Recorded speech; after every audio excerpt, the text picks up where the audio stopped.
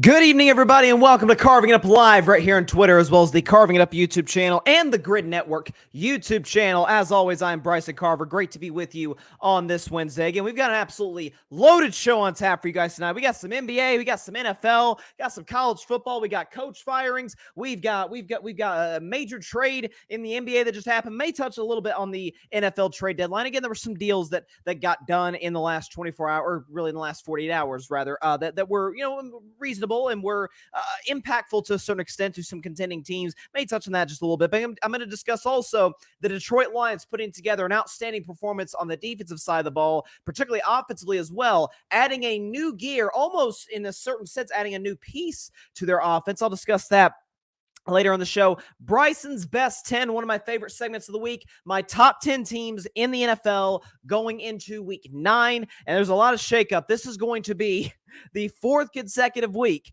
where we've had a new number 1. Because we had, let's see, who we have number 1. We had the Niners number 1 for weeks, and then we went to the Lions, and then we went to the Chiefs. And I don't know, maybe it's the curse of Bryce's Best 10. I'm not sure what's going on right now. Maybe I have to blame myself for what's going on in terms of, the struggles of a number 1 team in the NFL throughout the last couple of weeks or so. So we'll see what happens. My man Patrick Brown is already in the comments. He says, "Happy Wednesday. Let's go." Well, happy Wednesday to you, Patrick. My man, I think you're going to like my take coming up in literally just a second. And I hope everybody out there, real quick, though, had a great Halloween. I know I certainly did, being able to bring out the Darth Vader costume last night in the 8 o'clock spot was fun. Don't worry, everybody out there, Lord Vader will not be interrupting, intruding, whatever I word you want to use, is not going to be cutting into tonight's show. So it's going to be a fun one, no question about it. And Patrick also says, hopefully it's warmer in your state than it is in mine. Well, I don't know how it feels in, where do you live, Patrick? Indiana, I think it is. And I live obviously in Tennessee. Let me tell you something, y'all. It's cold out here. It is. I went outside to run a little bit. It's 34 degrees outside. I'm like, what the heck? What? Just because it's November 1st doesn't mean we need to get winter weather or Christmas tune-up weather right off the bat. My goodness. It was chilly. On Sunday here in Tennessee, it was like or at least the part of Tennessee I live in, it was darn near 80. That's unbelievable. Unbelievable. Okay, yeah, Patrick says Southern Indiana, 45 degrees and chilly. It's about that now here in Tennessee. What do we got? It's 41 here, so somehow Tennessee beat Indiana in terms of temperature. So, man, crazy stuff going on. But let's get into some sports. But first, I have an announcement to make. The old laughable Clippers are back. You're like, Bryson, time out. Haven't the Clippers always been kind of the laughing stock of the league for decades? Certainly. But ever since new management and new ownership has come in with Steve Ballmer, they brought in, obviously, Doc Rivers was there for a while, but now Ty Lue's there. We all respect Ty Lue as a head coach, do we not? They've been active in free agency. They've been active at the trade deadline, added some nice pieces the last few years, been in the championship race in at least 2 of those, so to speak. They did make the Western Conference Finals just 3 seasons ago. They were competent. We didn't look at the Clippers now the way we looked at the Clippers 15 years ago.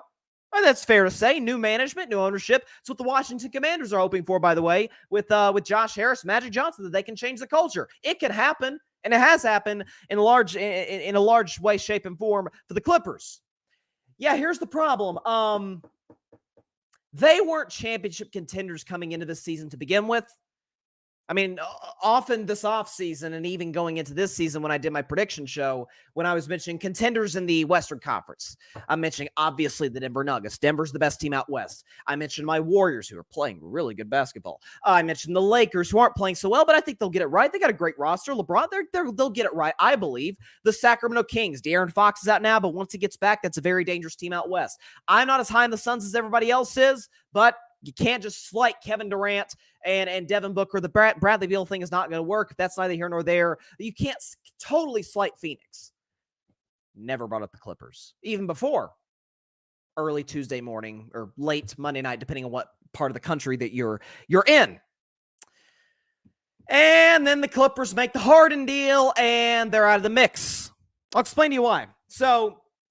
And again, this is why I say the old laughable Clippers. So this was potentially, in all likelihood, the last quasi-contending season for the Clippers, certainly in the Western Conference, if not the league as a whole.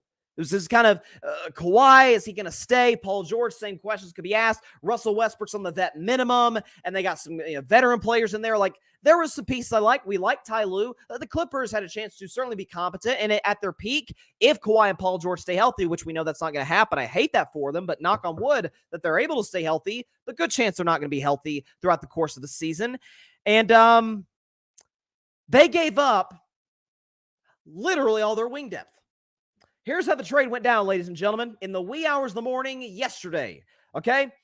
The Clippers got James Harden and P.J. Tucker. P.J. Tucker, now the third team he's played with James Harden. 76ers get Nick Batum, good stretch three. Marcus Morris, another good stretch three. Stretch three. Two-way player, Nick Batum, Marcus Morris. Robert Covington, K.J. Martin, and draft picks. Multiple draft picks. Oklahoma City was also in the deal as well. I think Oklahoma City might have given up a pick as well. So it's a three-team deal, but the two main players were Philadelphia and the Clippers. I'll get into Philadelphia a little later on in the segment. But this was about as bad, about as inexcusable, about as WTF were they doing type of trade that the Clippers just put together. So they have an aging point guard who doesn't play defense and is the all-time infamous playoff choker. And choke is not a word. You guys know, I think it's the most overused word in the English sports dictionary. James Harden's a choker. Choking to me is when the moment looks too big for you. You're expected to win. Not only do you lose, but the moment looks too big for you. James Harden's not only choked in the past, he's quit in the past. So you have that as your point guard, okay? You've got as your two guard, and I'm not even sure if they're going to interchange, whatever the case may be. It's a rough spot for Ty Lue. Poor Ty Lue. Your two guard is a guy who is aging, athleticism is waning, can't shoot, awful basketball IQ, Russell Westbrook. That doesn't sound great. Matter of fact, the last time Westbrook and Harden were together, when Westbrook was at the tail end of his prime and Harden was still kind of in the middle, or at least at the back half of his, but still in his prime, yeah, it worked so well. They got gentlemen swept in the second round by the eventual champ Lakers, and they blew the team up. So it's going to work, obviously, now that they're older. And as their two best players, their second best player is Paul George, a guy who you know I like. I've always been a Paul George guy. I think he showed me a lot in that 2021 postseason. I've been a fan of him since. Love his podcast a whole bit. I appreciate great podcasters out there, and Paul George is certainly one of them. But Paul George can't stay healthy. Love PG. Think he's a cool dude, really good player, great player at his peak, can't stay healthy. And then Kawhi Leonard, who is emotionally distant, not the defensive player he used to be, not a playmaker for his teammates, and very well may have arthritic knees. Yeah, that'll contend for a championship in the Western Conference, of course, against the Denver Nuggets, who have nothing but chemistry, nothing but guys in their prime. Probably the best player in all of basketball today as we sit here in Nikola Jokic, although Steph and Luka are making a strong case for that. But Jokic is probably still comfortably seated at that top spot. They're well coached the whole bit.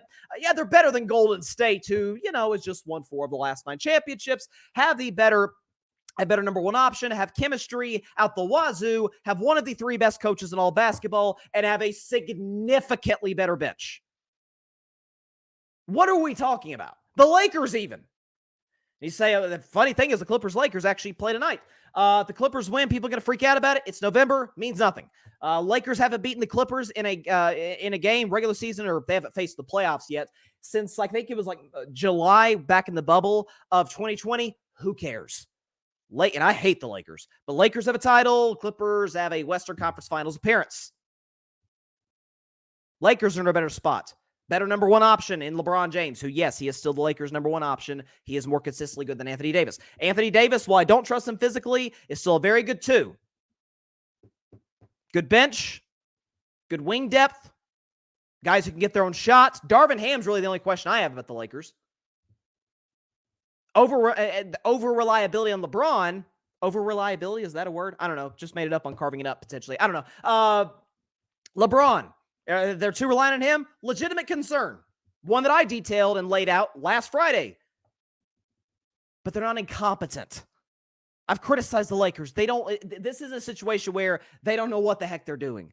The Warriors, we know they know what they're doing. The Nuggets, we know they know what they're doing. Sacramento clearly knows what they've done in the last few years. I mean, Sacramento coming out of the depths of the NBA to Sacramento's pretty good. Sacramento just almost beat the champs last year, and they look to potentially, assuming Fox is able to get back healthy sooner rather than later, to be a legitimate threat to scare somebody in the playoffs. And there sits the old Clippers. You know what's funny, too? Think about this, folks. It's not just that the Clippers sapped their wing depth, have about as unreliable a top 4 player group as you could possibly have. James Harden is going to be a free agent. Russell Westbrook, potentially, I believe, is going to be a free agent. Kawhi Leonard, free agent. Paul George, free agent. PJ Tucker even, free agent. The Clippers, think about this, folks. Due to this Harden trade and trades they made in the past, not only could they lose Harden, Kawhi, Tucker, Paul George, and Russ, not only could they lose all of them for nothing. Think about this. It isn't as if, okay, they're going to go for the championship this year. It's not going to work, and at least they'll go into a rebuild next year. No, they can't rebuild. For the next 5 years, the Clippers do not have control over their first-round picks or their second-round picks. They're stuck. So literally, unless they win the championship, they're done. For the next half decade, and it's not like, I mean, who are you going to trade? Terrence Mann, Amir Coffey. I mean, again, some of these guys might be free agents for all I know. Bones Highland, Ivica Zubats. Really? That's the guys you're going to move to? I mean, I just saw they traded one of their centers today for cash considerations. They don't control their picks, any of them, for the next half decade. And all of their star players are free agents. What are you doing? This is why I say, listen, we laugh at the Clippers even the last few years when they've gone out in the playoffs, their stars can't stay healthy, or when they blew the 3-1 lead to Denver in the Western Conference Finals. That's when I officially sold my Clipper stock for good. But we all kind of make fun of them, right? This is like Donald Sterling stuff. If Donald Sterling ever had a good Clippers team when he was the owner back in the day, this is what he would have done. This is how he would have screwed things up. This is as laughable as it gets. The Beal trade didn't make sense to me. Still doesn't make sense. I sort of understood it. I'm like, okay, KD's not physically reliable. Booker's a great one. I think Booker could be a one on most teams. I shouldn't say, yeah, most teams, honestly, in the NBA. Booker is fantastic. And now Booker's dealing with health issues. But Beal's a guy who, if God forbid, KD or Booker goes down, you fit Beal in there. He's a 30-point per game scorer in the past. He can keep the ship right, which is kind of the role Kevin Durant's playing right now. I didn't like it. I didn't understand it, but there's a case for it. An optimistic Suns fan, you can make the case for the move. What is the case here? Oh, if Kawhi and Paul George go down, is that why you made the trade as an insurance policy? Harden may stay because he has no leverage in terms of the open market, because we saw only the Clippers were the team that were going against or not going against the Sixers, trying to make a deal with the Sixers. Even better, just as a little nice little red cherry on top. I don't like cherries personally, but it's a nice little cherry on top. The Clippers could have, if you look at previous reports on what they were offering for James Harden, they would have gotten a better deal had they just included, remember we were talking about, man, why won't the Clippers include Terrence Mann? Not that I was advocating for them to make the trade. I just thought it was kind of weird that, man, Terrence Mann, that's the guy who's holding them back from making this move. Had they included Terrence Mann, they would have given up less. They were they were negotiating against themselves. And Daryl Morey, who I think is one of the better general managers in the sport, fleeced them. It is hilarious what the Clippers just did. Hilarious. So let me transition now briefly to Philadelphia, because the Clippers are the story here. They got the best player in the deal, although it's not going to work at all. It's going to be a complete disaster. But For Philadelphia, I think this was about the best case scenario you could have possibly gotten. Honest, and you guys know I've never been a Philly believer. A lot of folks were high on them to potentially win the East last year. I said I don't trust Embiid in the playoffs. Don't trust Harden in the playoffs, as I just laid out. Don't trust Doc in the playoffs. Well, 2 of the 3 are gone. Doc's with ESPN, and James Harden is in the Los Angeles Clippers today. Is a Los Angeles Clipper today. So Joel Embiid's there. He is, for my playoff criticisms of him, he is still the reigning league MVP. He's led the league in scoring in the last 2 seasons. Joel Embiid is still a fantastic basketball player. And they have Tyrese Maxey, who in the early part of the season is averaging 30 a game. They just added, again, here's the trade. Here's what they got. Batum, Marcus Morris, Robert Covington, KJ Martin's a kind of a minor piece, and draft picks to what they already had. Tobias Harris. I mean, there's some nice stuff there in Philadelphia. And we've heard the reports for the last month. And is this tied in any way to the Harden stuff? I think only time will tell. But, those reports have been coming out that, hey, Joel Embiid wants to play with the Knicks. He just, he doesn't want to disappoint the city of Philadelphia. Like, it's kind of that type of situation. Does this change anything? He does love Philadelphia. That's no question. He's embraced that city from day one. Okay. Does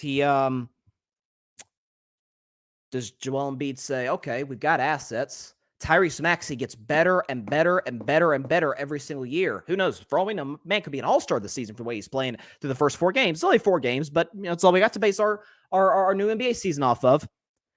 You could use those assets to get him another star. Could you get a Zach LaVine from Chicago, who I predicted before the season is going to be moved? Could you get a potentially disgruntled superstar somewhere? Why, sure you could. With the assets you have now, maybe you could, through that move, entice Joel Embiid to stay in Philadelphia rather than going to the Knicks. And listen, maybe the Knicks stuff is overblown. Maybe this is just another situation of guys on the open market or guy requests a trade. Oh, the Knicks are going to get him. Oh, the Lakers are going to get him. Like we always hear those two. Boston's going to get him. Maybe it's just nothing but smoke and mirrors. Maybe this wasn't pressure by Embiid and people around him. Or maybe just it was on the Sixers with the whole Harden situation. Or maybe it was just a regular old NBA rumor in the middle of nothing land in news. Maybe it's one of those 3. Maybe it's multiple of those 3. I'm not sure. But Philadelphia has potentially, because it felt like that window was closing quick. But they hired Nick Nurse, okay? Nick Nurse won an NBA championship as recently as 4 years ago. Nick Nurse knows how to coach young, talented, or not young, talented teams, but championship contenders. Okay, they've got the depth. They've got Tobias Harris and Tyrese Maxey. This young kid, man, he just gets better every year. He was pretty good in the playoffs last year. Certainly the first round against Brooklyn he was. And we do have this big guy named Joel Embiid who, when healthy, has a case to be one of the 5 best players in all of basketball. Dang, we're in pretty good shape. Maybe, just maybe, and I don't like the city of Philadelphia. I make no bones about that. But they're a well-run organization ever since Daryl Morey dropped in. Props to Daryl Morey. Props to the Sixers upper management. They may have just saved their chances to retain Joel Embiid. So props to Philadelphia. I got to give up to him. Daryl Morey, good job, my man. Good job. To the comments. Hang on. I had to get a drink of Gatorade after that. Lord have mercy. Patrick Brown says, this being the Harden trade, obviously. He said, this is giving 2020 vibes all over again. History is repeating itself. As a Lakers fan, it's beautiful. By the way, oh my gosh, I forgot to mention this, Patrick. I'm so glad you brought that up about history repeating itself. And listen, for the record, very first episode of Carving Up Live, I had an amazing take to start the history of the show. I said, Dak Prescott is better than Carson Wentz. That is aged like fine wine. But at the end of my show, because that day happened to be the day before that new NBA season started, and the Clippers had just added Kawhi, they just added Paul George, they'd added these pieces, and I predicted the Clippers to win the championship that year. I said they'd be better than the Lakers. That obviously did not age well at all. So there's that. It is similar, though, in the sense of this, Patrick, and to those in the audience. Think about this, okay? I'm just warning you in the open market, Vegas and whoever bets sports out there, just letting you know. Vegas has put together ever since the Harden trade, the championship favorites. In first, The Boston Celtics. Well, I understand that. They have probably the best roster in basketball. They upgraded the coaching staff. They added Drew Holiday. Tatum's amazing. Jaylen Brown's a great number 2. They added Porzingis. They have Horford. They have Derek White. I mean, Boston's really good. I predicted Boston to get to the finals this year. Boston's excellent.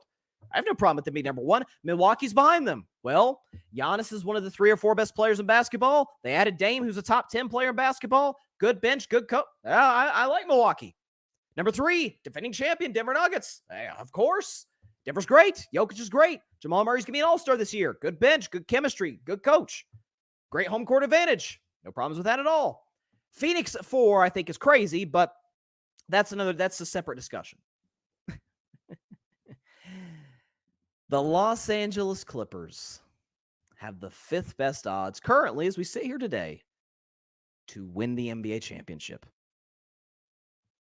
I don't know what it is. I don't know what the infatuation by the media, by Vegas, who I trust on just about everything in regards to sports bets and betting in general. I don't know. I'm not sure what they're basing this off of. Heck, if these guys were in their prime, I'm not sure it'd work. Now that 3 are out of actually, you could argue all of them are out of their prime. Paul George probably at the very tail end of his prime. Kawhi's still very good, but not physically reliable. Russ is not in his prime, and Harden is probably just exited his prime. But I love it. A few more comments here. Then I'm going to adjust. I don't know why my ring light is giving me issues right now. I apologize if it's reflecting on this show. Hold on, me. Okay. Oh, yeah. Good. That's a good point, Patrick. Patrick says the Clippers medical staff better get a wage increase. They'll be treating those guys around the clock to keep them healthy. Well, they do anyway to NBA players. These medical staffs of these teams are absolutely fantastic. But yes, that's they'll be working the OT. They'll be working the OT. Patrick, to use my all-time movie reference, Titanic, the team will keep playing as the ship sinks. James Harden will hop on a lifeboat and save himself. True, even though he's the reason the ship will, or one of the reasons the ship will sink. He said it'll be Ty Lue's fault, and he will likely be fired if it sinks into the Pacific Ocean. They're not winning squat. I'll be eating some wings and drinking some Coke Zero as the circus goes on. I love some good chicken wings. I'm telling you right now, Patrick. Lakers are quietly chilling. Not necessarily, but Lakers are quietly chilling while the Clippers are making noise. Give it time. Stay tuned. And he says, when they lose, as Ludacris once said, act like a fool. It'll be a celebration for Lakers fans. Well, listen, I will say this, Patrick. The Lakers have many of rivals, the Boston Celtics being chief among them. And they have a long rivalry. At least I view it as a rivalry with the Sixers. And who else? Denver. You guys know what I talk about Denver. I think it's the most pathetic rivalry I've ever seen in the NBA, where an announcer said something about Michael Malone. Michael Malone said something months ago, and all of a sudden it's a rivalry. It's really, really weird. It's very weird. But Patrick, don't worry about the Clippers. Listen, I'm a Warriors fan. We certainly do not have the organizational success historically that the Lakers do. I'm not worried about the Clippers. Neither should you. Now, that said, should the Lakers worry about the Warriors? You darn tootin'. I'm just saying. You see Steph Curry the other night? 42 points in 30 minutes. Lord have mercy, he's good. But I didn't need to tell you that. Carving up the context, by the way, about 10 minutes from now. It's a good one. Involves a college football coach, and no, it is not Jim Harbaugh. Maybe I'll save the Jim Harbaugh thing for next week. And I think this whole Michigan scandal is ridiculously overblown, but maybe I'll save that for next week as we get more and more information. I wanted to, while it was fresh, elaborate on another very successful college football head coach. So stay tuned for that in about 10 minutes. Shifting, though, to the NFL. So it's weird. For 2 straight days, we've had late night, not really late night, like very early, wee hours in the morning, at least if you're on the East Coast, news coming out of a major American professional league. So Harden was traded at like 2 a.m. Eastern time, and Josh McDaniels was fired by the Las Vegas Raiders around 1 a.m. Eastern time, obviously 10 p.m. in Vegas. Man's out here trick-or-treating with his kids probably, and they fired him.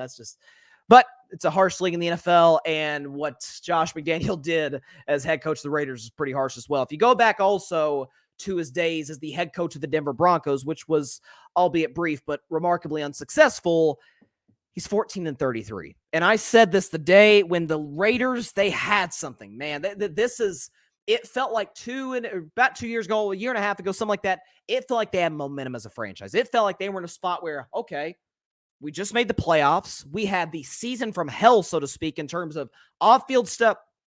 Off-field stuff. Gruden, the controversy there. We had somebody on our team tragically kill somebody. We had somebody else get in trouble and get cut from a team for acting like a doofus.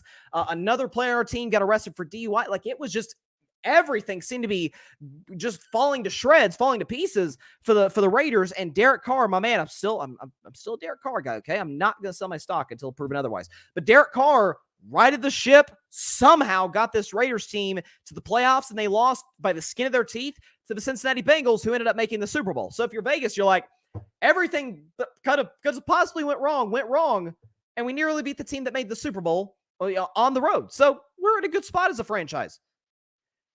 And then the first domino falls.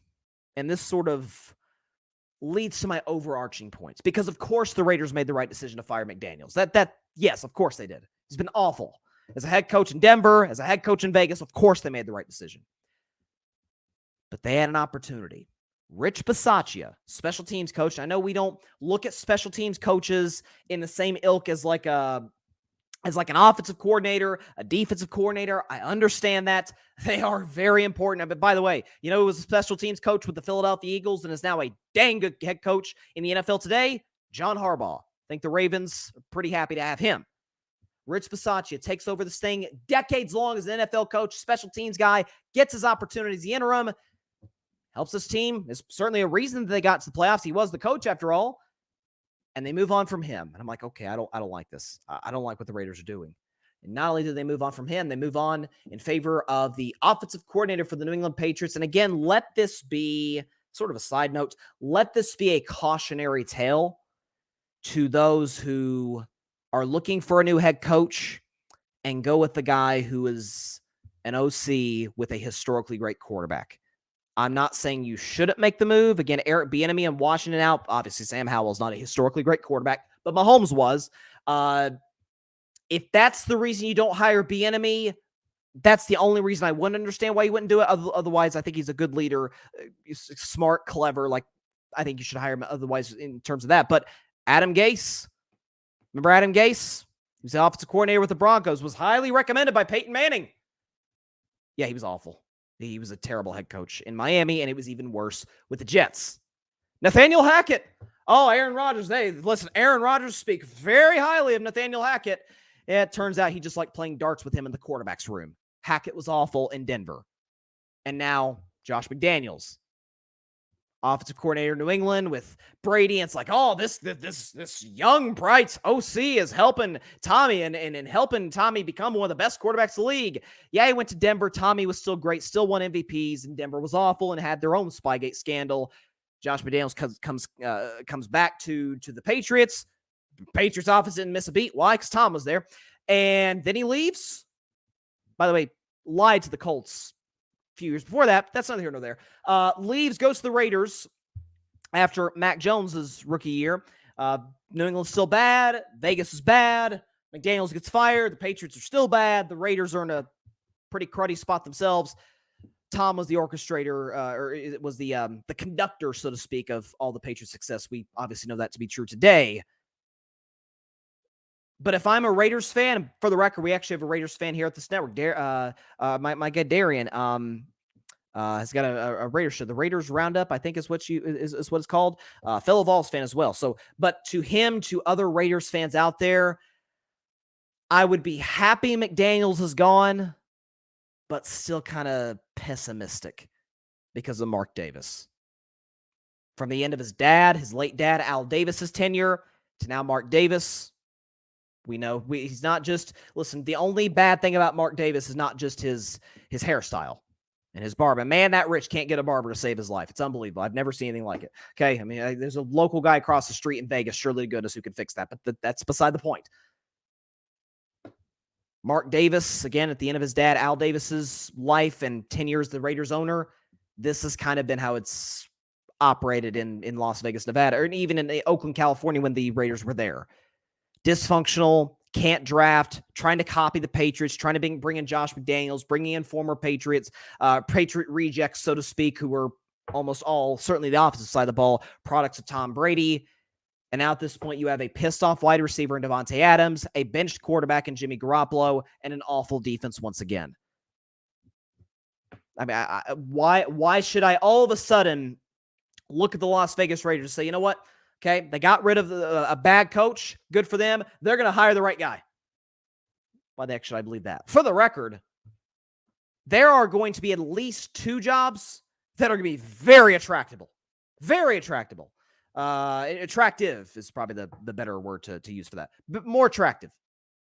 The Los Angeles Chargers, who Sean Payton should have. Of course, Terry Bradshaw. I heard Terry Bradshaw the other day, and this is just his word. He's not an insider, he's not a reporter, but he knows Sean Payton. And Terry Bradshaw, the Hall of Fame quarterback, obviously, on Fox last week said something like Sean Payton wanted to go to the Chargers, but they didn't want to pay him, which, if that's true, that doesn't surprise me because the ownership in LA is notoriously cheap.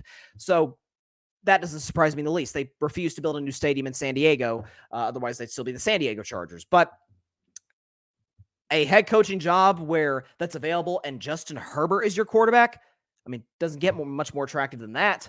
With that roster, with those defensive linemen, Mack and Bosa, and those linebackers of the secondary, offensively, you got Keenan Allen, you got Mike Williams, you got Quentin Johnson, you got potentially Austin Eckler if he stays. You've got a great offensive line. You got all the pieces, just the coaching there.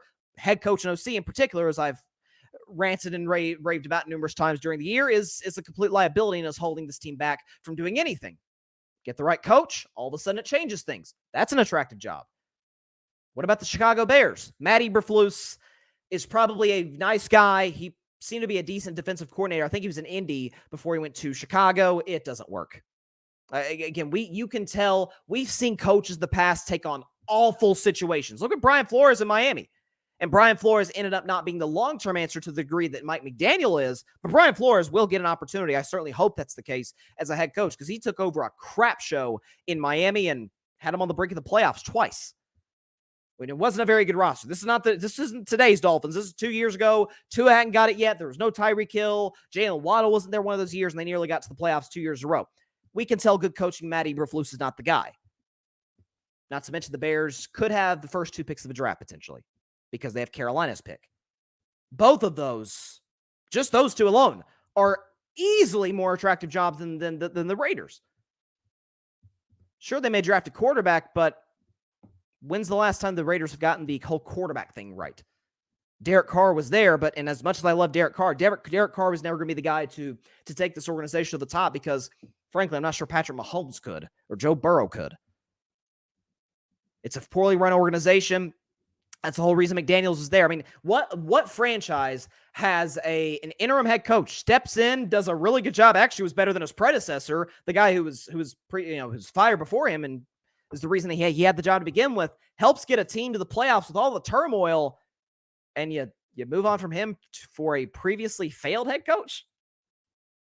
I'm missing something. Then again, I think all of us are with the Vegas Raiders. So again, it's a poorly run operation, it's a poorly run franchise, and simply put, it's no surprise whatsoever that they're in the spot that they're in. So again, they're the Broncos seem to be getting, obviously Kansas City's the standard. Kansas City's going to win the AFC West for the 8th straight year, I think.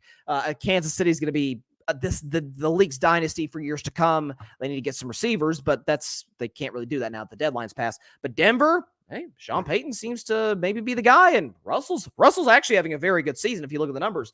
They're 3-5. They seem to be getting it right. You got the Chargers, who are going to get a new head coach with Justin Herbert. You hope that they get it right. If they do, they could be really dangerous.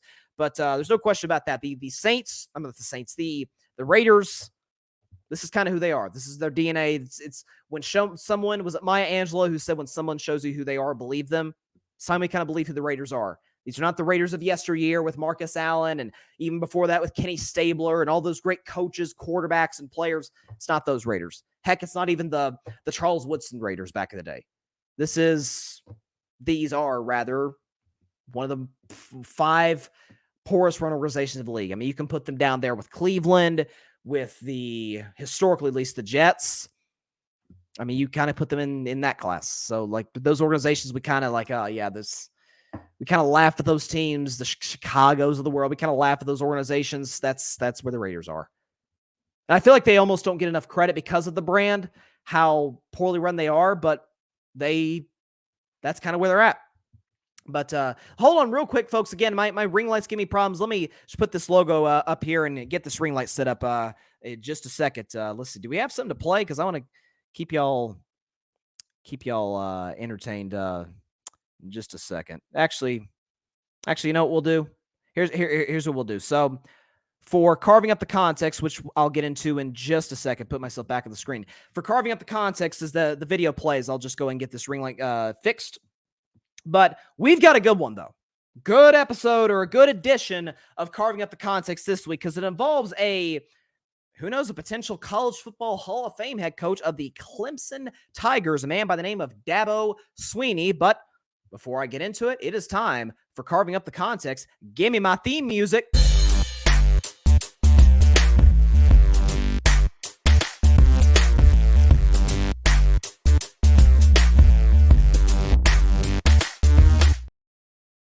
All right, and this week's edition, rather, of Carving Up the Context, we've got a little kerfuffle. Is that the word to use? Maybe again, it was not a physical altercation, but it was a little bit of a back and forth, so to speak, between a caller on Dabo Swinney's weekly radio hit. Which, for the record, look, I'm a Vols fan, so Josh Heupel's my guy, head coach of the Tennessee Volunteers.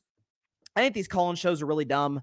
I don't like them. I think if I were a head coach in college football, they'd be my least favorite thing to do. I'm like, guys, I got to recruit. I got to get game plans set up. I think these call-in shows are kind of useless at this point, especially now that we have social media.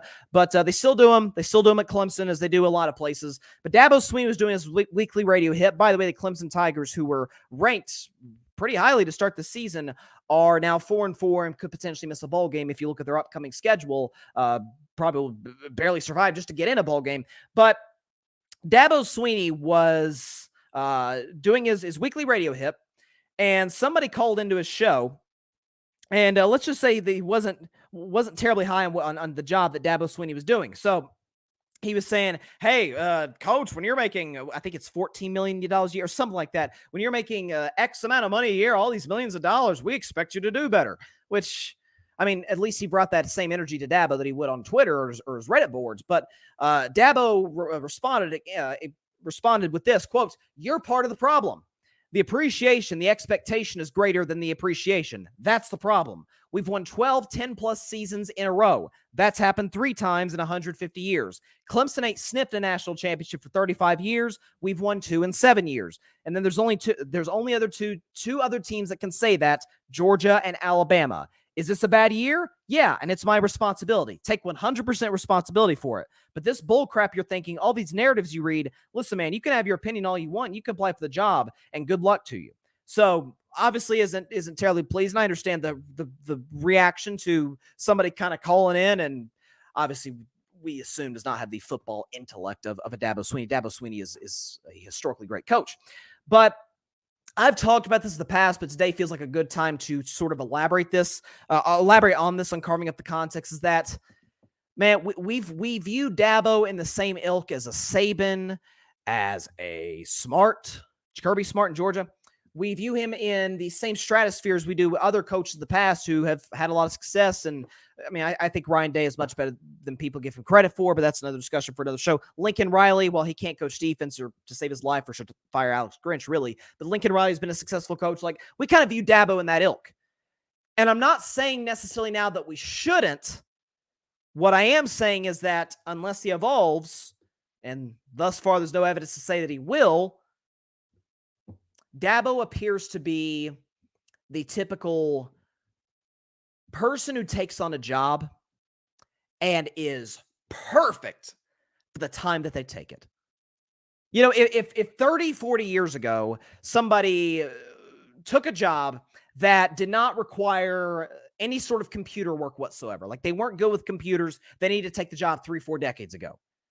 Well, that's not a problem. The internet, the internet has only existed really for the last 3 decades. So the 80s, there's no internet.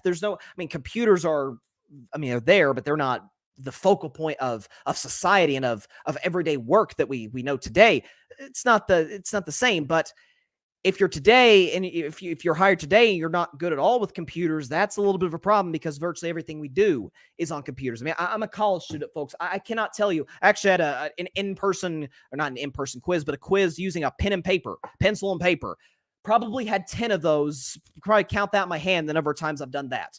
So you get the point. That Dabo took on the job at Clemson when great recruiting and smart coaching was what got you through. Not the case today. First of all, Dabo's brought in a lot of assistants who are yes men. Given the success Dabo Swinney has had, given the money that he makes, he has power that most coaches don't have. And I understand that. With great power comes great responsibility. And Dabo, as he mentioned, has won 2 national championships with the Clemson Tigers and appeared in another 2 aside from that. But when there's no Deshaun Watson and there's no Trevor Lawrence in particular, you're going to have to go out and not only recruit that potentially great quarterback, but you may have to get a little uncomfortable and get off your high horse a little bit and be active in the transfer portal. And you may also have to fully embrace NIL, which is really interesting because Dabo Swinney, years ago, and this was funny to me, Dabo Swinney said, let me pull this up, make sure I'm getting this correct. 4 years ago, said that, or 4 years ago, 5 years ago, something like that, said that he would retire, he would quit college football if players got paid, which is funny considering he's in the midst of a $93 million contract and he has to rely on those great players. He's got to coach them, sure, but he's got to rely on these players to be successful for him. And now he says, we try to teach our guys, use football to create the opportunities, take advantage of the platform and the brand and the marketing you have available to you, which, again, some of that is sort of, I have to say this, and some of it is, I'm still not really going to go all in on it. He refuses to embrace NIL. He refuses to use the transfer portal. I mean, folks, look, Colorado is not the story today that they were week 1 when they upset TCU, who turned out not to be very good, but still Colorado is going places with Deion Sanders. Colorado won 1 game last year. And you know what Deion said? Deion Sanders, Coach Prime, came in and said, okay, I'm going to have a lot of reinforcements coming in from Jackson State, in particular, my son, Shador Sanders, my other son, Shiloh Sanders, and the best player in our team, Travis Hunter. Those guys are going to come in, and they're going to take your jobs. Some of the guys from Jackson State, some of these guys from other colleges, they're going to take your jobs. Had to step on some toes. Had to make people uncomfortable. Yeah, Colorado, I still believe this, probably going to make a bowl game this year. And by next season, once they get their offensive line right, look out, Big 12. They could be a serious factor. Dabo Swinney, 4-4. By the way, in a very weak conference. I mean, the class of that conference is Florida State. They could potentially make the college football playoff, sure. But then it's Duke. Duke, who has a tremendous quarterback, but that's really what they're relying upon overwhelmingly is Riley Leonard. If you look at the rest of the ACC, I mean, Wake Forest, Syracuse, Boston College, North Carolina, I really like their quarterback and their head coach, not their personnel in general. Louisville's fine. We don't really take them seriously. The inability to embrace the modern times is what could hold you back. Again, the world has changed. The world of college football has changed. I mean, 3 years ago, I was one of the people arguing for NIL. I was one of the people arguing for players to get paid. I certainly was not alone in that fight, but it was the upper sort of management, so to speak, or the voices that truly mattered in college football would have never even thought about. Matter of fact, would have pushed against players getting paid. But once the Supreme Court legalized it, once Governor Newsom in California allowed college athletes to get paid there, and once the NIL started to gain traction and players started to say, you know what, I am going to capitalize now that it's been deemed legal by the Supreme Court. I am going to capitalize on the opportunity to profit off of what I'm doing on the field. All of a sudden, people kind of had to change their tune. Whether they wanted to or not, they kind of had to change their tune. By the way, this could hurt Kirby Smart in Georgia. Yes, Georgia is the first, second, third best team in America today, and they very well could win a third straight national championship. But Kirby Smart's gotten off with recruiting overwhelmingly so. As time goes on, though, you may lose that wide receiver, that freshman wide receiver who wants to play to a rival school. There may be somebody else to replace him, and do you take the opportunity? And that's kind of where Dabo's at today. So on this week's edition of Carving Up the Context, it's not just that Clemson has talent. Clemson doesn't have college football playoff talent the way they did in the past, but Clemson is not 4-4 in terms of their roster makeup. Got some really good players there. I mean, for the record, DJ Uiagalelei. I can't believe I finally got his name right. I've tried for so long. Got it right. He was at Clemson. Didn't fare so great there. Transferred to Oregon State. Oregon State's really good. And DJ, I'll just call him DJ, is having a tremendous season. You can't just get by on, this is how we do it. No, you gotta move on. You gotta pivot. Nick Saban. Nick Saban, when he took the Alabama job, at that time it was running game and defense wins championships. But around 2014, 2015, Nick Saban started to look around at Oregon, and he looked this way, and he saw Clemson sort of coming, and he looked over here, and he saw Oklahoma, and he was like, yeah, this defense and running game thing, it's not going to. This is not where the league's going. It's not where the sport is going. This is not where college football is going. I need to pivot. I need to change quickly. I need to go get Jalen Hurts. I need to go get Tua Tagovailoa. I need to go get Bryce Young. I need to go get a lot more wide receivers than I've been getting used to, as Alabama had a great running back, below average quarterback, and an awesome number one receiver. Saban's like, no, I need like 2 or 3. Yes, recruit defense. Yes, bring in a good, solid bell cow type back. But now the name of the game is offense. Now the name of the game is quarterbacks and wide receivers. And Saban, to his credit, and Saban could have said, nope, I've won a bunch of national championships. We're going to do it the Alabama way. Similar to how his best buddy, Bill Belichick, has done in New England. The Patriot way. No, it's the Tom Brady way. And we're seeing that. Saban said, you know what? No, I'm going to pivot. I'm going to change because I want to win at the end of the day. It's not going to be my way, the highway. It's going to be wherever the game is changing. I'm smart. Got smart people around me. Let's adapt. Let's change. Dabo's done that. Will he? Maybe. Clemson, for the record, plays Notre Dame this weekend. Notre Dame in Clemson is a 3-point favorite. Take Notre Dame take Notre Dame to cover, by the way. Clemson then finishes with Georgia Tech, North Carolina, and South Carolina. I do think they're going to lose to North Carolina, so good chance that they will finish 6-6, and if they're unlucky, 5-7 if they were to lose to Georgia Tech. This isn't the 2015 or the 2018 Tigers or the 2016 Tigers. It's a new day in college football, and Dabo refuses to evolve. Got to change in life sometimes. One thing may work one day, another thing may work the next. Dabo has refused to acknowledge that and has refused to adapt. So that's what I got this week for Carving Up the Context. Got a comment here? Let's see if we can pull it up. Patrick says, we got it? There it is. He says, after what Dabo Swinney jokingly said about mental health, he should have been sat down for a little bit to say their psychologist was on, quote, suicide watch when I can't talk today, guys. When replying to the player's well-being. Yeah, listen, Dabo has a history of, and that's something else too. When you get enough power, you feel like you can almost get away with everything. I don't think Dabo meant anything malicious by what he said. I mean, there was somebody who I have utmost respect for. I'm not going to mention their name because I don't want to just publicly bring them up like this, but in a negative light. But there's somebody who said something on television yesterday in the realm of sports that he shouldn't have said. But did he have malicious intent?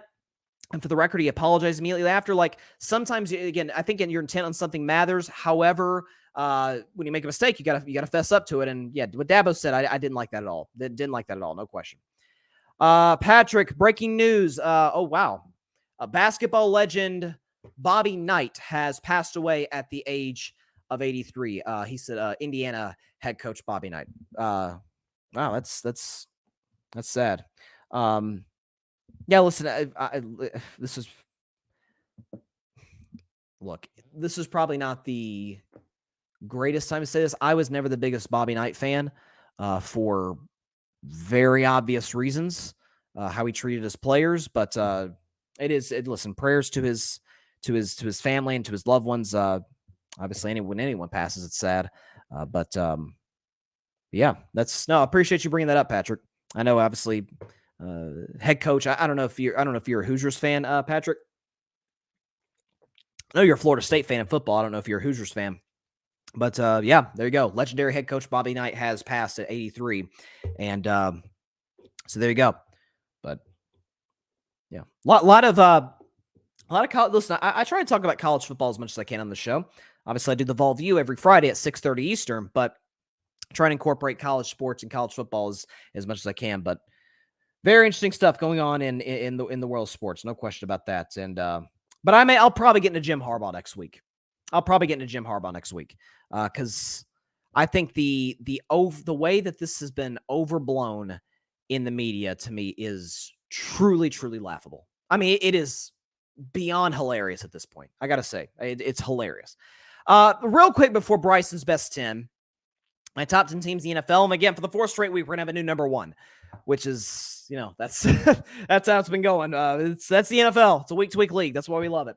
But the Kansas City can't lose. And by the way, I think Denver, I'm not saying Denver's going to be a playoff team, but I think Denver has kind of gotten their act together to a certain extent. But still, Kansas City on the road. I know the divisional familiarity is a real thing, but losing by 15, Mahomes was sick. I get that, but it's not enough to retain your number one spots. Kansas City's not going to plummet out. Spoiler alert, Kansas City is in Bryce's best 10, okay? They're not going to plummet down to 12 or something, okay? They are still the one seed. For what it's worth, they're still tied for the one seed in the AF. They're not tied for it. They have the tiebreakers. They are the one seed as we sit here today. But I do want to move on to, real quick, the game on Monday between the Lions and the Raiders. So, again, I mentioned the Raiders because they fired Josh McDaniels. But Detroit won 26-14. They did cover the 7.5-point spread. And I saw it as high at one point as like 9 or something. I think it got to 9. And either way, they would have covered either way. By the way, the score doesn't indicate how much Detroit dominated this game. Like, you see 26-14, like, okay, they controlled it. They kind of pulled away in the end. They pulled away in the end, but not without moving the ball down the field consistently. If you look at Detroit, first drive of the game, they burn 7 minutes off. They get down to the Vegas 26, kick a field goal. Okay, then they had a few drives later. They drove the ball to the Vegas 13, got to the red zone, kicked another field goal. Got the ball down to Vegas's 15, kicked another field goal. And then finally they broke through, put together a great 2-minute drive, and Jared Goff threw the touchdown to Sam Laporte. It's one of the best throws that I've seen from this NFL season, where he just fit. I mean, it was the definition of an anticipation throw, like knowing where Sam Laporta, the tight end, is going to be and throwing exactly where he's supposed to be, where he's coming to. Absolute perfect throw by Jared Goff, who, by the way, played a very good game, all things considered. Threw a pick 6, which was kind of bad, but not kind of bad. It was very bad. Just didn't see the guy there, but 272, a touchdown, pass rating of 89. So Jared Goff played pretty well. Again, the pick 6 kind of hurt his stats in a big way. The pick 6 to Marcus Peters. And the Lions, just sort of were bailed out by some awful Jimmy G throws deep. But I'm telling you, so you guys know this. I think frequent viewers and listeners of Carving It Up know that I've been high on the Detroit Lions for quite a while now. And I've said that I think they're going to get to the NFC title game and lose to the Dallas Cowboys. Yes, I do have the Cowboys making the Super Bowl. Again, more on the Cowboys and the Lions on Bryson's best 10. But I've said, look, Detroit, don't say like this whole thing, Detroit's a pretender now. They got blown up by Baltimore. They're not a pretender. They went to Kansas City on opening night, on banner night. Yes, there was no Travis Kelce, but we weren't aware of or Chris Jones for that matter. But Patrick Mahomes was still there. Kansas City still has an excellent defense, and Detroit put together a great drive at the end to come away with that win. Brian Branch had a pick 6 on a drop pass by what's the guy's name? Kadarius Toney. But Branch was there to make the play, a great anticipation, and take it the distance. So Detroit's still really good. Like this notion that they're like the Vikings last year. They're not the Vikings last year. The Vikings last year went 13-4 and had a negative point differential. That is, I don't know if that's ever happened in the history of the NFL. A team winning 13 games and having a negative point differential. That's because when Minnesota played anybody of note, aside from Buffalo, they got hammered. Got hammered by Philadelphia, got hammered by Dallas, Green Bay didn't even make the playoffs. Green Bay destroyed them. I remember that game, second to last week of the season. And then who's the other? I'm forgetting the other team that blew them out pretty bad. And they had to come back from 33-0 down to beat the Colts. So the Vikings were kind of fool's gold last year. That's not this year's Lions. It's not. So, but Detroit in this game taking care of business. Not only have I been right about the Lions this far, and again, the NFC title game hasn't been played yet. Only time will tell in that regard. But in terms of regular season success, in terms of being by far the class of the NFC North, I think myself and my guy Ryan Flowers, Clutch Sports Talk, shout out to Ryan, every Sunday morning, Clutch Sports Talk on the Grid Network. Jahmyr Gibbs kid, and I don't like complimenting Alabama players because I'm a Tennessee fan. But Jahmyr Gibbs, I told y'all when they took this kid first round and everybody's like, oh my God, they overdrafted him top 10. I said, yes, he's not your typical, no offense to Derrick Henry, but Derrick Henry, bell cow back where he's going to be washed in 5 years. Josh Jacobs would be a more appropriate example. Josh Jacobs is not having a good season whatsoever in a contract year from on the franchise tag. Jahmyr Gibbs, though, I said it on this show before the draft. I say it now because you could see it on Monday night. Jahmyr Gibbs might as well be the second coming of Alvin Kamara. That's who he is. Great receiving back of the backfield. Again, Jahmyr Gibbs the other night had 5 catches for 37, but in the run game, 26 for 26 carries for $152 and a touchdown. Just breaking tackles. He's got an incredible for his size. He's very physical. Doesn't care to get a little contact. This is the type of dude who, again, can run between the tackles, can run outside, can catch passes out of the backfield. And I think, again, David Montgomery, who's kind of their bell cow back, kind of their power back, being out of this game, I feel like was kind of a blessing in disguise. I think, listen, Dan Campbell, we get on him about you get a kneecap and you get a kneecap. And for the record, the Lions did win a football game. So we might as well play that soundbite. Here we go. Dan Campbell. Kneecap.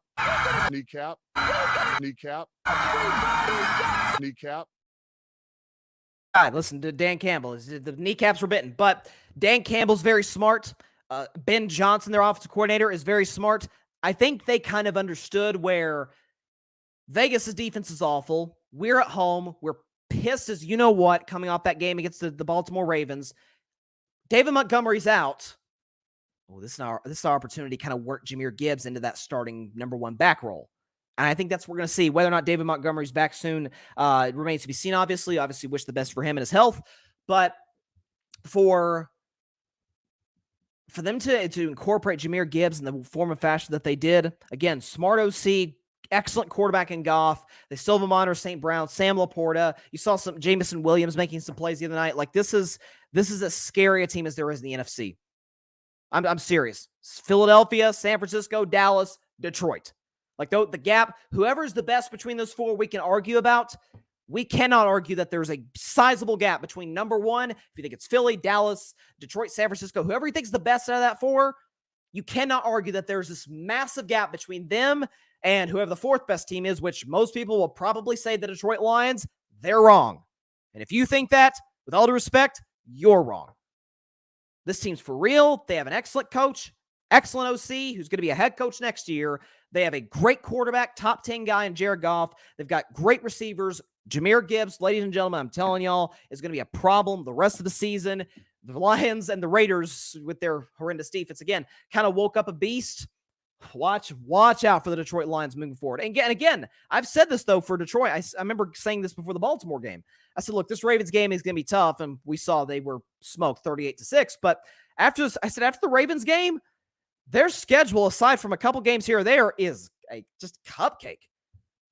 Chargers coming off a bye. Detroit's in a bye week this week. Chargers, Bears, Packers, Saints, Bears, Broncos, Vikings. Cowboys is a tough one on the road. Vikings. Minnesota and Dallas, as we sit here today, are the only 2 teams left on their schedule. And I think they do play the Vikings twice, so we'll say Vikings twice, then Dallas. Only games on their schedule where they're playing a team 500 or better. Bears are incompetent. Chargers have a tremendous roster, but they're incompetent in terms of coaching. Who else they got? Broncos, I like where Denver's going, but I still don't have them quite as a playoff team. So, if you're a Lions fan, you got to feel really good about where your team's at today. No question about it. Let's see. Patrick says, I'm not a Hoosiers fan, but majority of my town is IU fans. Still the only coach to win a national title and go undefeated. No doubt about that. Again, Bobby Knight was obviously very successful at IU. And yes, like I said earlier, he passed away at 83. So rest in peace to Bobby Knight. No question about it. Let me get a drink of Gatorade for Bryson's best 10. This should be fun. So I'm into the Detroit Lions. I briefly mentioned the Cowboys and the Eagles and the 49ers. And, of course, we have a host of other great AFC teams. So let's not waste any time here. Let's just go and get the background music going right now because we have some great teams and a great list.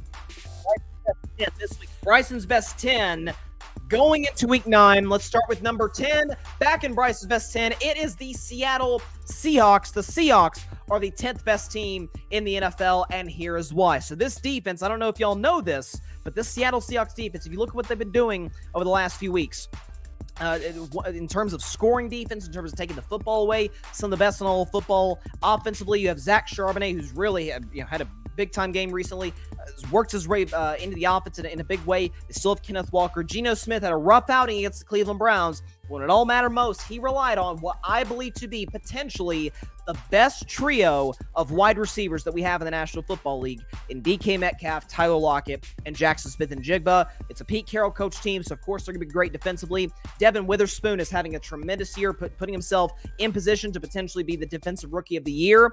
Again, I thought they overdrafted him. A lot of others did. He's panned out beautifully. And the Seahawks team, again, we love the Niners. Niners coming up, obviously. But Seattle's leading that division. Like, can we admit at some point Seattle is really good? If it weren't for some bad red zone possessions and Geno Smith struggling down there against the Cincinnati Bengals, we'd be looking at the Seattle Seahawks as a 6-1 football team today. Only one lost team to Philadelphia. We can't play the if game. Seahawks are in a great spot, great young talent. Geno Smith coming up big when it mattered most. The Seahawks are the 10th best team in the National Football League. To number 9, they don't move a spot from where they were last week, the Miami Dolphins. So look, I'm not putting Miami any higher than 9 or any lower than 9, frankly, because the fact that they did what they were supposed to do. They beat, yes, a division rival, the New England Patriots, but New England is devoid of talent offensively and defensively. They are kind of washed in many spots. They're injured in many spots. Christian Gonzalez, among others. So they did what they were supposed to do. I think for Miami, the biggest thing you could be optimistic about is that the offensive line is getting healthier. They just got Jalen Ramsey back, and who had a pick off of Mac Jones. Mike McDaniel made a joke about that after the game. He said, Jalen Ramsey promised me he was going to get a pick 6. He didn't say he'd get a pick field goal because he picked off Mac Jones on another horrendous throw, of Mac Jones, and the Dolphins ended up getting a field goal out of it. So, but again, in terms of Mike McDaniel, incredibly smart head coach. Tua's having the best season of his career. Tyreek Hill, we're having discussions. Is Tyreek Hill in the MVP discussion? I don't think so. I think that's a quarterback award. I think the value of a quarterback far exceeds even the best receiver, which is currently Tyreek. 1,000 yards through 8 games. Jalen Waddle's still excellent. I still believe in the running game that they can really kind of right the ship at some point or another. But Miami did what they were supposed to do. They are the 9th best team in the NFL. At number 8, man, how the mighty have fallen. The San Francisco 49ers. I would have never dreamed that they would have been this low on Bryce's best 10. I don't think I've ever had them lower outside of last week than number 2. So San Francisco drops. Listen, I love the roster. Again, I still think it's probably the best in the NFL, but I can't continuously just keeping them in their spots and just ignore the fact, yeah, they've lost 3 straight games, and Brock Purdy, man, I love me some sturdy Purdy, but Brock Purdy has struggled in the fourth quarter of games. Kyle Shanahan has struggled in the fourth quarter of games. They're missing Dabo Samuel. They're missing Trent Williams. So if you're a Niners fan, that I'm sure is your kind of source of optimism, is that, hey, we've been missing these guys. We'll get them back sooner rather than later. For San Francisco, for them, the bye week really couldn't come soon enough for them. So they're in a good spot to kind of get healthy this week, get Brock Purdy right, get Kyle Shanahan, kind of get put together a solid game plan. But this defense is still loaded. They just added Chase freaking Young from the Washington Commanders. So they got Chase Young, Bosa, Armstead, Hargraves. I mean, they are by a mile the best defensive line in all of football with respect to the Philadelphia Eagles and the Pittsburgh Steelers, my Pittsburgh Steelers. But this Niners defensive line is scary for other teams to face. Still have some questions about their secondary. They've gotten exposed a little bit the last few weeks. I think they can get that right. They have the personnel and the coaching to get it right. But we got to take your overall resume this season and also recently. And recently, the Niners have not won in a month. Basically, they have not won in a month. So, Niners, 8th best team in the NFL. At number 7, they were 10 last week. I told y'all to watch out for them. The Cincinnati Bengals are the 7th best team in all football. I don't like Cincinnati as a Steelers fan, but I got to be honest, objective. This team is absolutely terrifying. So, Joe Burrow is back. Joe Burrow is healthy. Joe Burrow played outstanding against a great 49ers defense on Sunday, hanging 31 on them. You look at the fact that T. Higgins is back. Jamar Chase is having a great season after getting off to a little bit of a rough start. Joe Mixon, very effective running the football, particularly in the fourth quarter. And what was shocking to me is that I picked the Bengals to win that game. That was my upset of the week. What was shocking to me is that Cincinnati's offensive line protected Burrow as well as they did. Now, again, there were some plays where Joe's running for his life and making incredible Joe Burrow-like plays. But at the end of the day, the offensive line, given the opposition that they were facing, what they were able to do, I thought, was pretty darn impressive. And obviously defensively, I don't know if we give Cincinnati enough love for how good they are on the defensive side of the football. With Hendrickson, Hubbard, they got some good interior defensive linemen. Their secondary, I thought this would be the weakness for the Bengals this season, given the guys they lost in free agency. They've replaced them well. Cincinnati's very good in the secondary. They're very good at linebacker. Zach Taylor, I don't love as a coach. Certainly that I love Andy Reid, Kyle Shanahan, Sean McVay, Mike Tomlin, but he's still a competent coach. I've always said about Zach Taylor, he doesn't screw it up, which for the record is more than you could say about a lot of head coaches. More football games are lost than are won, in the sense that people just screwing up, whether it's a player, whether it's a coach. Zach Taylor doesn't screw it up, which that's kind of the bare minimum you can ask when you have Joe Burrow, but that's enough to get it done for the Bengals. Got to a Super Bowl 2 years ago, AFC title game last year, and can very much get to the AFC title game this year. Bengals are healthy, getting better every week. Bengals are the 7th best team in the NFL. At number 6, staying where they were from a week ago, but we have got to start paying some respect to the Jacksonville Jaguars. Jacksonville, the 6th best team in the NFL, and here's why. So, again, they beat my Steelers on Sunday. I did take my Steelers to cover, took the Steelers the points, but Jacksonville was able to get it done when it was all said and done because my Steelers offense can't do anything. But how about this Jacksonville defense? We know how good Trevor Lawrence is. Okay, if you're slow to the Trevor Lawrence train, that's on you, my friend. If you can't, you'll see. Okay, this guy is absolutely special. Second halves of seasons, as we saw last year, he gets hot. The Jags get hot. They have the weapons. They have the coach to get that done. But Jacksonville's defense, and I had a Jacksonville fan point this out to me recently, and I'm like, okay, you know what, man, you're right about this. Okay, I'll concede this. I've had questions about the Jags defense all season long. They're number 1 in takeaways. That matters. The ability to take the football away consistently is something that matters if you're the Jacksonville Jaguars. So what they've been able to do in terms of, again, getting to the quarterback, in terms of taking the ball away, which, again, is not a terribly difficult thing to do when you're facing Mitch Trubisky and Kenny Pickett at times. I like Kenny Pickett more than most, but it's not an impossible task to pull off. So what Jacksonville's been able to do the last few weeks has been very, very impressive. So, again, Trevor Lawrence is playing well. This Jaguars defense is playing well. Doug Peterson, I still think, is a great coach. But, again, Jacksonville leading the NFL in takeaways this season. That really, really impressive to me. By the way, longest winning streak in the NFL. We need to pay more attention to stuff like that. The Jaguars are the 6th best team in the NFL. To number 5. We're in the top 5 now. At number 5, it is the Detroit Lions. So, Detroit coming off of an embarrassing loss to the Baltimore Ravens on the road last week. But they come back. They're pissed off. They scored 26 against a bad Raiders defense, but a lot of those drives, they got down the field in short order, very efficient football. They just couldn't cash in the red zone, which, for the record, it kind of feels like the majority of the NFL is struggling in the red zone this season. I think some of that is the refs are kind of letting defensive players gain the advantage in terms of holding and stuff like that. So maybe that factors in. But as far as Detroit is concerned, listen, this defense is still excellent. They had a stinker against Baltimore. A lot of teams have stinkers against Baltimore. Baltimore's got one of the better rosters of football. So Detroit, I just mentioned them a second ago. Jahmyr Gibbs, the way they worked him into the lineup, the way that they did, I think he's a guy who's dangerous. It could be a potential fantasy machine for the rest of the season if they continue to work him into that true number 1 back role. Even when David Montgomery comes back, Jared Goff is probably having the best season of his career. Jamison Williams worked his way back in the lineup. Sam Laporta. An argument can be made as a rookie that Sam Laporta is a top 5 tight end in the NFL. When you look at what he's done, Ben Johnson, the offensive coordinator, this defense is really good. I love where the Lions are at today. To me, they are the 5th best team in the NFL. To number 4, last week's number 1, it is the Kansas City Chiefs. The Chiefs today are the 4th best team in the NFL, and here's why. So, Kansas City is an A+ at head coach, quarterback, tight end, and defensive lineman. Frankly, their defense, I would say, is A+. That, to me, is the biggest reason to be optimistic about this team making a run, which I've said it's weird to say a team with Patrick Mahomes, you're actually more optimistic about the defense. The offense thing ain't Mahomes' fault. The offensive line, which I love, the personnel is excellent. Creed Humphrey, Trey Smith, and company. That offensive line is really struggling the last few weeks. I'm not sure why, but I think they can get that right, but the offensive line hasn't played great. And simply put, at wide receiver, they're not very good. They're kind of having to rely on Mahomes to make something out of nothing. Travis Kelce was sort of talking about that on his podcast, the New Heights podcast with Jason Kelce, highly rated now with the whole Taylor Swift relationship. But listen, it was a it was a bad spot for Kansas City. They kind of left a blank space in terms of not being able to score touchdowns. There you go, Swifties. I improved off last week.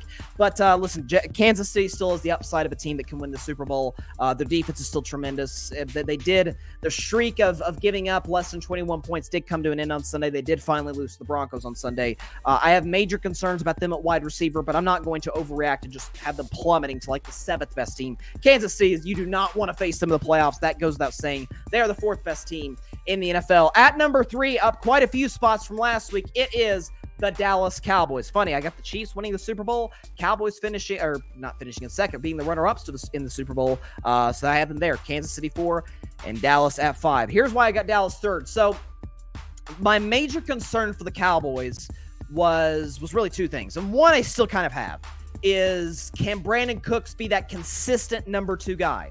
Well, that ties into my number 1 concern coming into last week, which, if this continues, is not a concern anymore. It's that Mike McCarthy has allowed Dak Prescott to be Dak Prescott, which is making throws from the pocket, taking shots down the field, but also where Dak is at his best, not just taking shots, but outside the pocket. Dak is a monster, is as accurate as they come in the NFL, making plays outside the pocket to his left or to his right. Brandon Cooks had a big-time game, had a touchdown over the top. CeeDee Lamb, the fact that there are still people, and I was kind of on the train going into last season that I think CeeDee Lamb is a very good 2, not a great 1. I was shut up last year by what CeeDee Lamb did. He was an all-pro. He was excellent. The fact that there are still people out there that CeeDee Lamb is not a number 1 receiver, get a new TV. I can't help you. You need an optometrist, okay? Because CeeDee Lamb is playing incredible football this season. As they've really, after he didn't get the ball much against San Francisco, he and Dak have kind of made a point to get the ball to number 88. His connection with Dak is off the charts. The running game is good with Pollard. The offensive line is starting to come on a little bit, and the defense is outstanding. Deron Bland, 3 pick-6s this season. He has more touchdowns than some great receivers out there like Devontae Smith of the Eagles. Micah Parsons had a big-time game, had I think double-digit pressures or close to it if he didn't get there against the Rams. Dallas is a team that when they're firing on all cylinders, they can be very dangerous. I think today they are the 3rd best team in the NFL, and I think are almost being underrated in a sense. Huge game against the number 2 team in the NFL today, up a spot from last week, the Philadelphia Eagles. So with Philadelphia, look, I thought about putting Dallas above Philly, but I'm like, you know what? Philly, to their credit, has been really good in one-score games. Dallas, I don't know if Dallas, off the top of my head, oh, yeah, of course they play the Chargers. But Philadelphia, people punish them like, hey, they won a close game against the Commanders. Yeah, but Jalen Hurts, aside from one play, was fantastic in that game. Jalen Hurts, 4 touchdowns, has improved greatly as a pocket passer. A.J. Brown is uncoverable. I mean, I don't know if some of this is guys is defensive coordinators aren't doubling him, which makes no sense to me. How about A.J. Brown? I think I'm getting the stat right. The last 5-6 weeks, something along those lines, A.J. Brown has gone in 5 games in a row, 6 games in a row, has gone for at least 125 yards receiving. That is insane.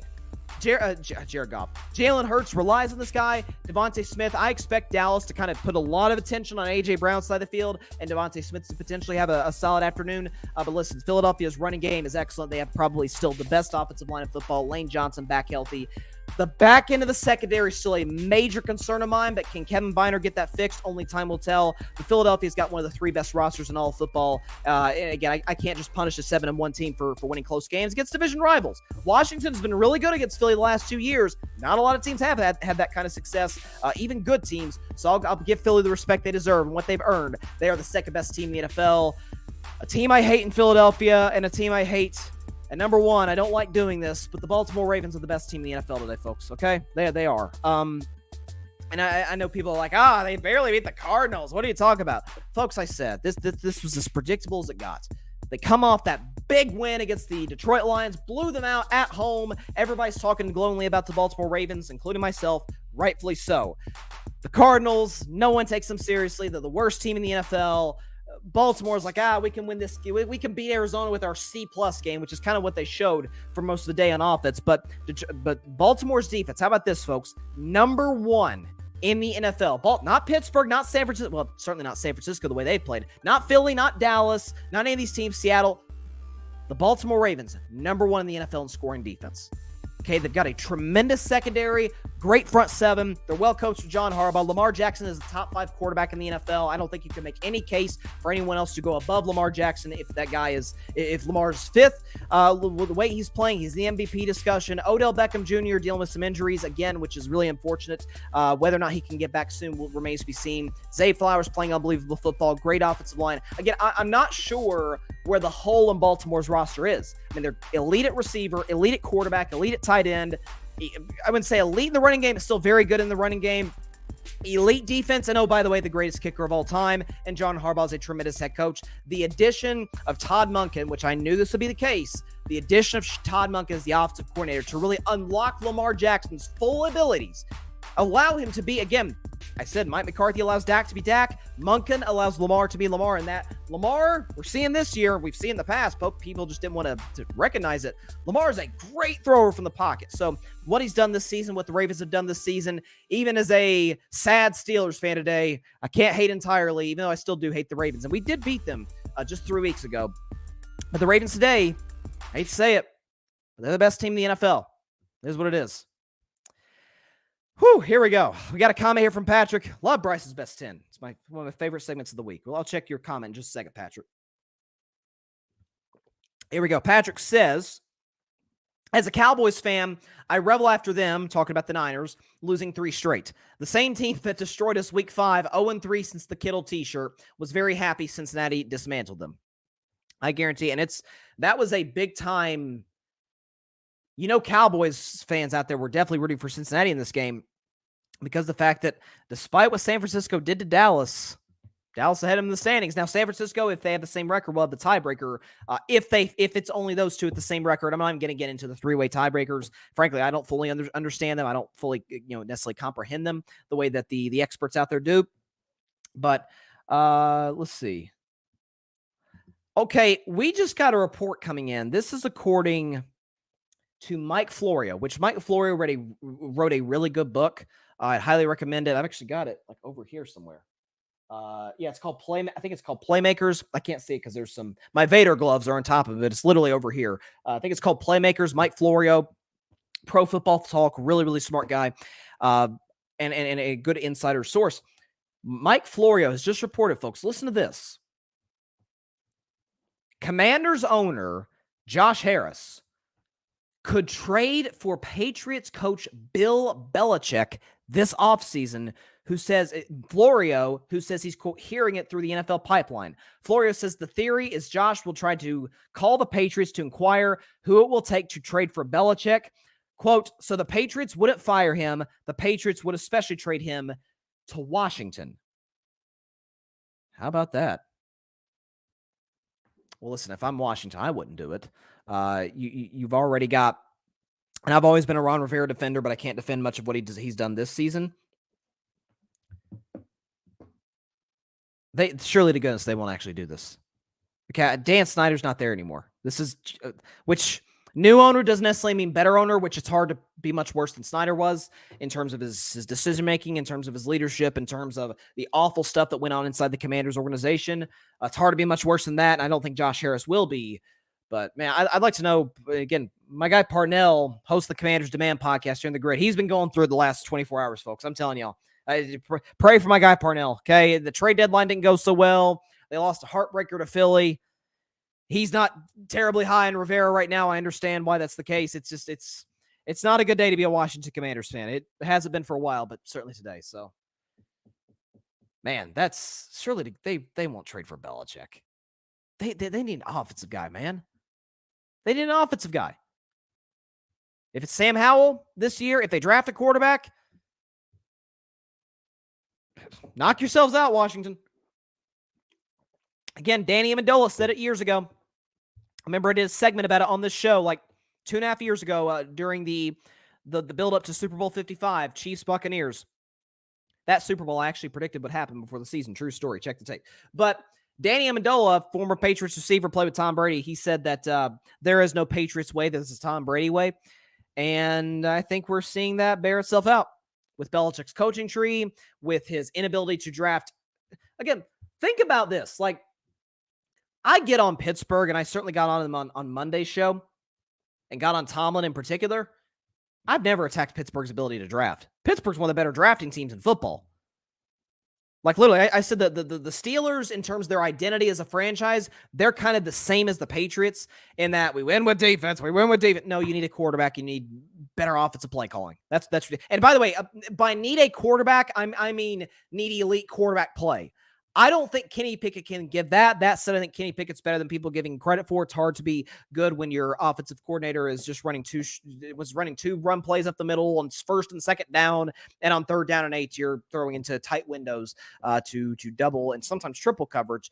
George Pickens, he somehow comes down with some of them, but it's hard to work with. I'll actually, it's about that time. I try to postpone it as much as possible, but I might as well just get it over with. So, Week 9 starts tomorrow night in Pittsburgh, PA, Acrisure Stadium. The Tennessee Titans and my Pittsburgh Steelers. You know what, folks? I might as well just take my grid hat off, put my Steelers hat on. There we go. Got my terrible towel right here. I'll wrap it around my neck. Might as well do it. Might as well show some pride in my team because we are, after all, 4-3. We are, after all, very much in the playoff hunt. There's no question about that. But I really thought this offense would be better than it was before the season. Then again, I underestimated the incompetence of Matt Canada. So, in this game, at least as we sit here today, 25 hours before kickoff, the Steelers at home are a 2.5-point favorite against the Tennessee Titans, who are going to start Will Levis for the second game in a row. Now, I was not terribly high on Will Levis, not as low as my guy Alfred Parsar Jr., who was on the 8 o'clock spot last night. Check that out on the grid every Tuesday. But Alfred, Grig Network contributor, we did a draft show back in April during the draft, and he was just clowning Will Levis all night in terms of Will Levis didn't get taken the first round. And Will isn't exactly the easiest guy to root for, not just because he puts mustard in his coffee. That's I don't know if he's a serial killer. Like, I don't know what type of psychology goes into putting mustard in coffee. I'm not a big coffee guy, not a big mustard guy, so maybe that's why it hits me differently. But that said, he's kind of cocky, kind of arrogant. That said, though, played great against Atlanta. That said, though, Mike Tomlin, keep saying that said. Mike Tomlin has film on him. Mike Tomlin, while I attacked him for his inability, sort of in the same sense that I attacked Dabo Swinney earlier, to change and adapt to the modern NFL, if there's anything Mike Tomlin can do, it is coach defense. It is to get his team ready to play football consistently and at a high level. And TJ Watt, that group in Pittsburgh, listen, they, aside from one breakaway play to Travis Etienne, they played pretty well throughout the course of the day against the Jaguars. They got turnovers. They got one down the red zone. They got one when the Jaguars were driving in the first half. They simply were not able to get good quarterback play from Kenny Pickett or Mitch Trubisky. Pickett, thank God, is going to be playing. You say, Kenny Pickett, he's better than Mitch Trubisky, okay? He's better than Trubisky's bad. That goes without saying. Kenny Pickett's going to be back in the lineup on Thursday night, tomorrow night, despite coming off of the injury. Listen, the Steelers' offensive line still has some major questions. Tennessee actually gets the quarterback pretty well. I think, listen, what's going to come down to is this is going to be a very, very, very boring game. If you are a fan of beautiful football, this is probably not the game for you. I'm trying to get the graphic pulled up here. But listen, I think Will Levis is not going to have near the game that he had against the Atlanta Falcons. Certainly Pittsburgh has a significantly better defense. I am going to take Tennessee and the points because why on earth would I bet on my Steelers as a home favorite? We're not really good in those situations. But I will take the Steelers to win this game by a final score of 17-16 over the Tennessee Titans and get to 5-3. Again, as much as I criticize the Steelers for not adapting and not changing to the modern NFL, I still think this is going to be a playoff team, which I'm not quite sure is actually a good thing. It feels like getting to the playoffs with this abysmal offense that is bottom 3 in most important categories and a great defense would almost be reinforcing to Tomlin that, hey, this works. Not to win championships, it doesn't, and I thought that was the Steelers' way, was to win championships. But that said, I will wave my terrible towel on Thursday night. I will certainly root for a win. We can't tank at this point. We got 4 wins. We can't tank. Let's keep the non-losing season streak alive, guys. Let's not suck. Guess that's the standard down in Pittsburgh. But I did a rant on that on Monday's show. And it's on YouTube now. I put the clip out there today. Go check it out. Was it today? Yesterday, I don't know. The days run together. I don't know. It's November 1st. Clock's changing. Time's changing on this weekend. So there you go. Patrick says, Levis uses mayo. Mayo. What was it? Mayonnaise or was it Mustard. I guess it is mayonnaise. Okay. I thought, yeah, I said mustard. I apologize. Sorry, I got the two mixed up. I guess it is mayo. That is disgusting. And by the way, I don't like mayo either. I mean, if you had to give me a choice between the two, I'd take mayo over mustard. But in coffee, ugh. I don't trust a man who puts mayo in coffee. I'm telling you right now. I'd look at him side-eyed. I would not trust that man. Anyways, there you go. That is all the time we have for today's show. Fun one today, no question. The Harden stuff and McDaniels, Dabo, Swinney. Fun show. But that is all the time we do it for today's show. Be sure to catch Carving Up Live on Friday. We always have a loaded show on Fridays. NFL picks, Vol View, reaction. I'll definitely have plenty of reaction to the Thursday night game given that my Steelers are playing in it. Should be interesting. Should be in. Definitely tune in. 6 p.m. Eastern, 3 p.m. Pacific time on Twitter, as well as the Carving It Up YouTube channel and the Grid Network YouTube channel. Be sure to like, share, comment, and take 2 seconds out of your day. Hit that big red subscribe button. We're trying to get to 1,000 subscribers by Super Bowl 58, which is February the 11th. I believe we can get there. We're coming ever so close to getting to halfway there. We're almost to the 500 subscriber count, so 500 subscriber mark. So thank you to all those who have subscribed and hit that big red subscribe button down there. Please sure to tell your friends about it, tell your family about it. Greatly, greatly appreciate it. If you have not subscribed to the show, again, just takes a couple seconds. That one right there, if you're on YouTube, down there. The red button says subscribe. Hit it. Become part of the Carving It Up family. And we hope you certainly appreciate the content. So we're trying to help grow the show and believe we could do that. And so, again, we can't do that without the listeners, the viewers. So definitely subscribe. Cannot tell you how much I appreciate that. And be sure, of course, to go subscribe to the Grid Network. That is GRYD, the Grid Podcast Network, right here on YouTube, as well as any and everywhere you get your favorite podcast, right here right here on Twitter, as well as the Carving Up YouTube channel, the Grid Network YouTube channel, on Apple Podcasts, Spotify, iHeartRadio, Google Podcasts, any and everywhere you get your favorite podcast. Fun show today. Can't wait for Friday. NFL picks, Steelers reaction, Vol View. It'll be a dandy. Might want to tune in for it. I'd certainly advise you to do so.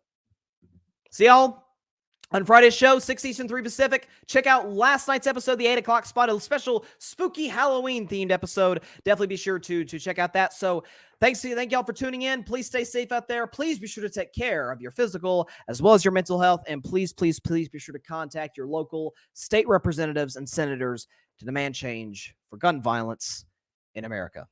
We have got to address this problem, folks. I mean, it's very near and dear to my heart. Got to address it. All right. See y'all on Friday. Stay safe out there. God bless you all. Peace out. I guess we'll beat Tennessee, I guess. Thanks so much for watching the show on YouTube, and be sure to go click that big red subscribe button and check out the other clips and full shows from Carving It Up Live, as well as our other incredible content creators here on the Grid Network.